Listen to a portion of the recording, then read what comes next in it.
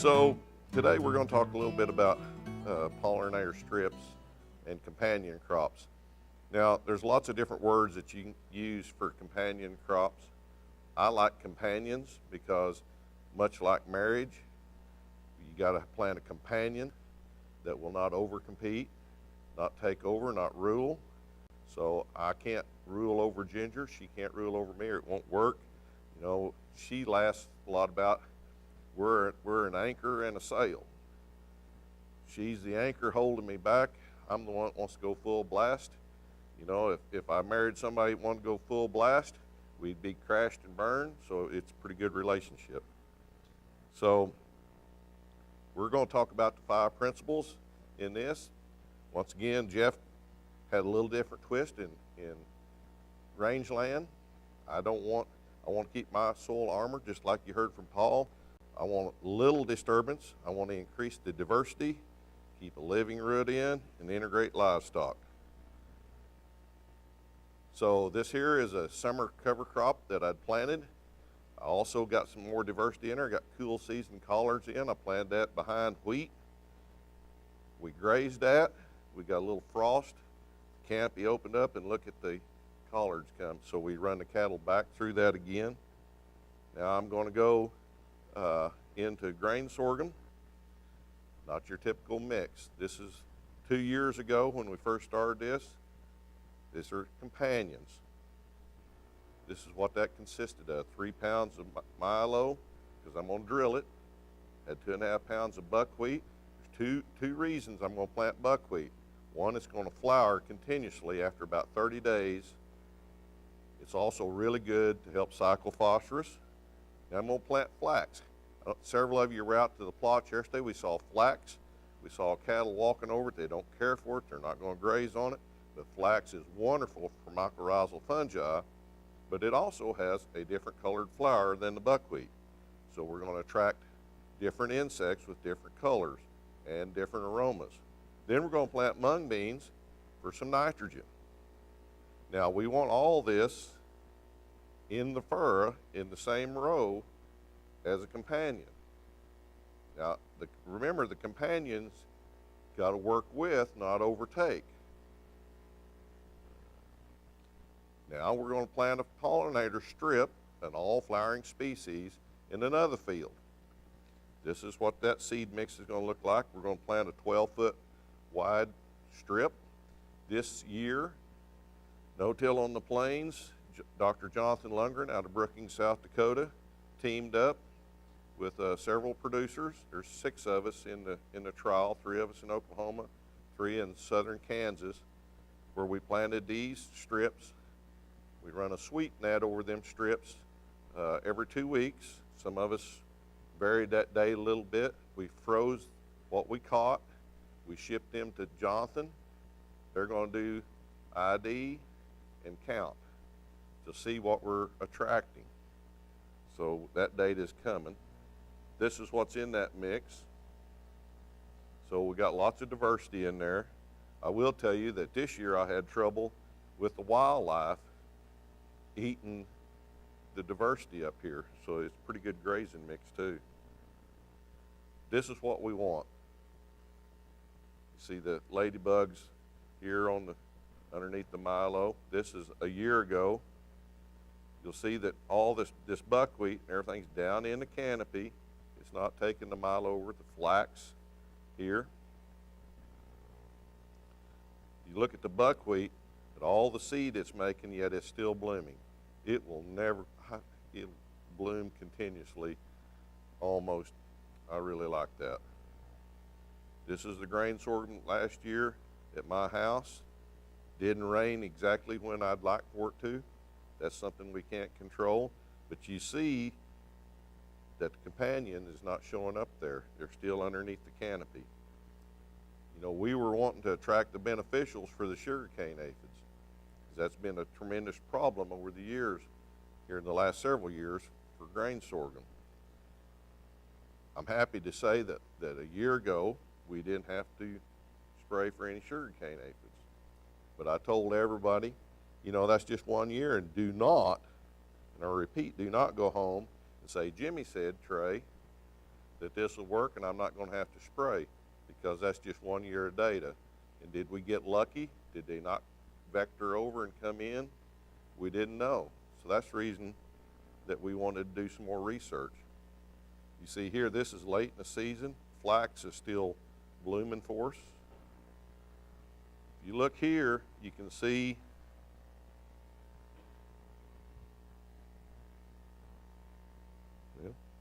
where's the pointer at? Oh well. You can see in the canopy here, everything's below the heads. What'd you say? No, never mind. So once again, it wasn't a great milo that year. We made 58 bushel.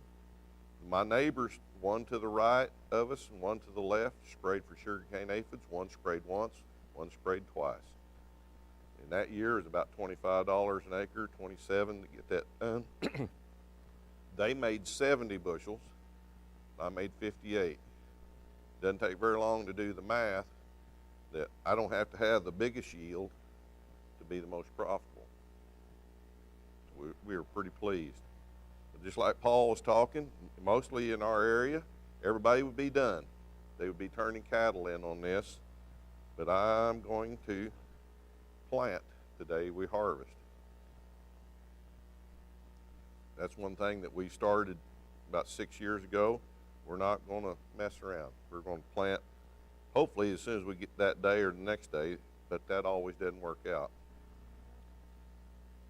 Here's just a few weeks later. The wheat's coming up. We're going to go to seed wheat production in this field. I went ahead and turned cattle out shortly thereafter, and we had some great gains. This is Willie. You'll hear more from Willie tomorrow. This is a ProScope on an iPhone. It's one of the greatest tools that I've run across. It really magnifies what's in the ground, and if we don't start understanding what's below ground and how it can work with us, you're missing it. The earthworms, how important they are, pretty good technology.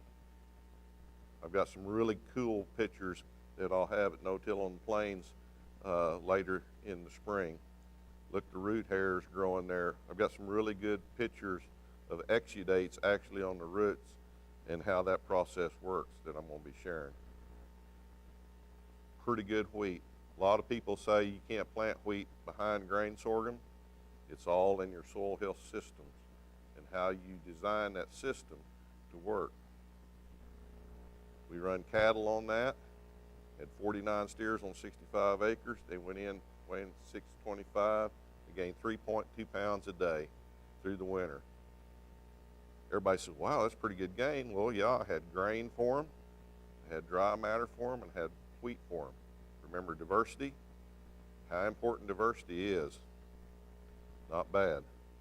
Now, we're moving forward to this year. This is our pollinator strip that we had down the middle of the field. Now, Dr. Lundgren says he thinks we can get benefits of about 500 feet each way from the pollinator strip. So we measured off in this field. There's a 500 to the left, more than that to the right. So we're trying to look and see if that's correct, if we get more benefits. Some people say, well, you should plant around the outside. Well, that's all right if it's not more than 500 feet. But if you're going to get benefits from 500 feet, we wanted to see what that was. So and that's that seed mix that I showed you a little bit ago there, and we're just getting started. So if I'm going to have flowers, this will have to have a little sweetness to go with that. So we started in the bees, diversifying a little bit. I grew up with my granddad, had bees all my youth years, and then we started spraying and had alfalfa and spraying before long. Guess what? We didn't have any bees. We're trying to reverse that. So we're very conscious now of what we spray, if we have to spray, and what we do with the bees and how we protect them. This is our grain sorghum. You see here that we have a few little spots that we didn't have the best to stand. It was dry early. Jim Johnston came out with Noble Research when we was taking in this time period. This has been in a soil health system now going on the the 5th year this year. We were extremely dry when Jim was out there. And you could take your bare fingers and dig down 4 to 5 inches in the soil. And so it proved that no-till does not get hard and is hard to get work with. Our soil's getting softer and better every day. This particular field, as some of you were at my field day a year ago, we were running cattle on a summer cover mix here, and we were making daily moves. We grazed that, we terminated that, we went to a cool season, we done the same thing with the same herd of cattle. We run them through in the spring, we pull them cattle off in time to let that regrowth, maybe boot high, something like that. My neighbor across the road, a good friend of mine that we grew up with, he's been wanting me to help him. And so I've been planting the covers for about a year. Now, he inherited this from his brother, from his dad's estate. And his brother had put drill and mud, soil farmed this, abused it. The weeds were horrendous. And I kept telling him, you're going to have to develop this system, and your family is not known for leaving much residue. If you do not manage your residue, this is not going to work. The day that I terminated my covers, like I said, they were about this tall. He had me spray his, and it looked like this carpet, except this carpet may be taller than his cover. I planted Milo at his place first, drove across the road, planted mine, and he called me 2 weeks later and he said, when are you going to plant my Milo? I said, I did. He said, well, I don't have a dang thing out there, and he didn't say it quite that nice. We'd had a big rain. Well, yeah, it crusted. He said, but your Milo looks great. I said, the system, you've got to understand the system. You cannot take everything. When people take everything, it turns into the desert. So we got a pretty good looking crop. This is this year. It was beautiful at this time. We had a 70-mile-an-hour wind event. Broke several of these heads over, they were so big. So we wound up not making the yield that we thought we were going to make, but once again, plan B is always cattle. It's not a waste, it's just a different way to run it through the system. Doesn't have to go through a combine to be profitable. Once again, we did not have to spray for aphids this year. Now, I don't have all the data back from Dr. Lundgren, and that's coming, and we're pretty excited about that because it will prove what we're attracting, what we're not attracting, something that we might want to tweak in the mix. It's kind of like the garden project. You don't always have the perfect scenario. This field this year, I didn't put companions in. I put companions in 2 other fields, and a lot of times people say, well, you always talk about your success, you don't ever talk about your failures. Well, here's the failure this year. We upped the companions, a little more diversity. Jimmy's trying to stretch the envelope a little bit. What I didn't figure on, my summer covers that I grazed, my brown top millet is a very good, I love it for wildlife, but it goes to seed very quick and very early when you're grazing. Once I planted my companion Milo, we got some rain, here come the volunteer. Now, remember what I talked about companions, that they're not to overtake, be too bossy. They overtook my grain sorghum. Remember, plan A is grain sorghum. Plan B, I've got cattle. What does cattle need? They need food. What does my rangeland need? It needs rest. So we grazed that. Had tremendous gains on that, but it did not work. So now I've got to be cautious of my rotation and what's in my summer covers if I'm going to have some volunteer issues. But we got through and it worked pretty good. But it was a good grain sorghum yield. We were in right around 70 again. I thought I'd be about 85 or 90. If I could have got all them heads in the combine, I would have been there. Once again, my neighbor to the left, not the one that didn't get anything up, because he's now upset with me and says his land's not ready for no-till. And I said, your land's ready for no-till. It's screaming for no-till and soil health system. You're the one that's not ready. And the main problem is right below my black hat and in between your two ears. And until you get your mind wrapped around that this is going to work instead of this is not going to work, he's going to have problems.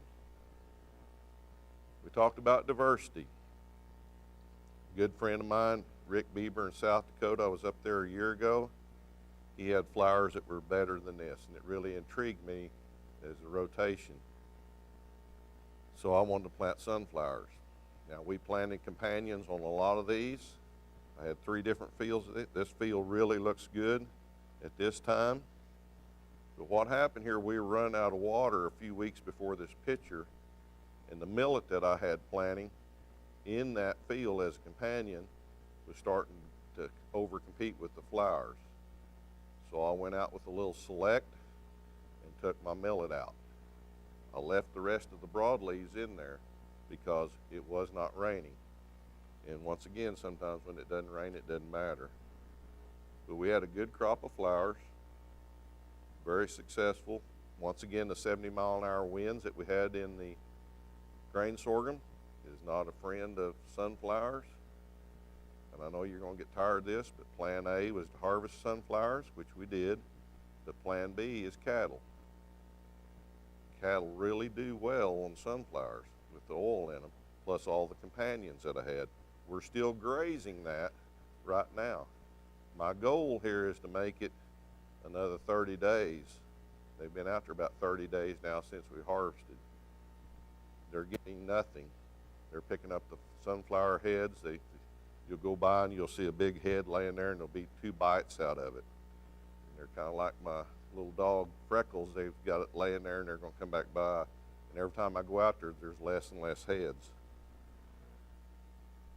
So it's been a good year. It's maybe not the best that you would want in goal A, but if you don't have a system and have a plan A, B, or C in order, you've got to be adaptive. That's one thing I love, and you're going to hear Richard Teague talk tomorrow about adaptive grazing. That's the reason I love that term, is adaptive. You better be adaptive in a system. Action.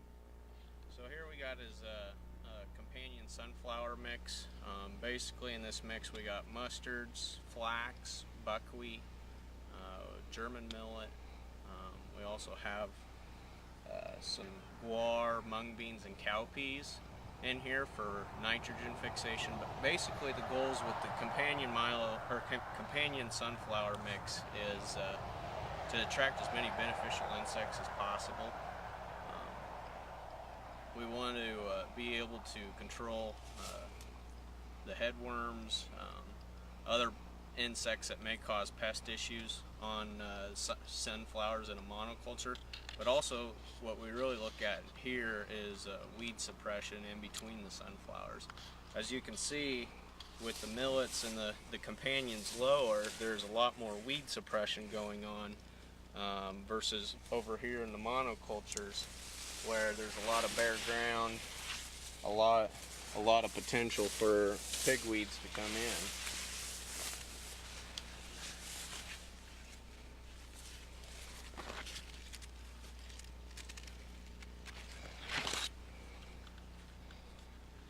So basically Jimmy will harvest these sunflowers this fall. There's a strip in here, you said 40 foot wide? Yeah, it's 40 foot wide that we have no companions. So there'll be a strip in here with no companions to really compare the weed suppression this fall going into the winter. Ground coverage, another big issue with sunflowers is typically sunflowers don't leave a lot of residue behind.